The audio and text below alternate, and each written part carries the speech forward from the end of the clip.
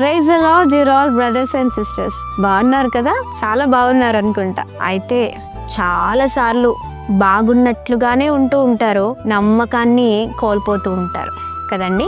చాలా మంది దగ్గర నమ్మకమైన వారిగా మనం ఉండలేకపోతున్నామండి. చాలా మంది జీవితాలు ఎలా ఉన్నాయో తెలుసా? ఒకరి గురించి తెలిస్తే ఆ మనిషి గురించి పక్కకు వెళ్ళి 10 చాడులు చెప్పేవారిగా ఉంటూ ఉంటాం కదండి. జరిగేది ఒక వంత అయితే మనము దాన్ని తీసుకొని వెళ్ళి అసలు లేనిది ఉన్నట్లుగా, ఉన్నది లేనట్లుగా సృష్టించే గొప్ప ఘనత మనదే.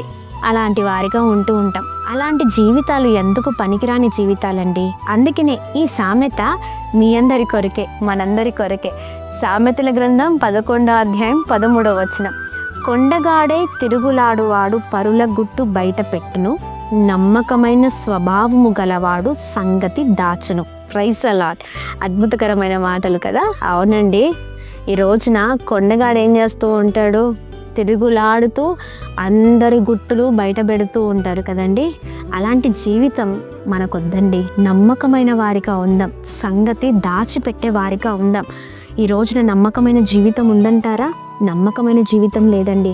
ఇంట్లో ఉన్నదంతా తీసుకెళ్ళి బయట బజార్లో వేస్తూ ఉంటాం కదా, లేదా బజార్లో అంతా తీసుకొచ్చి ఇంటి వారిపైన రుద్దుతూ ఉంటాం దాన్ని. అంటే ఇష్టం ఉన్నట్లుగా మాట్లాడుతూ ఉంటాం.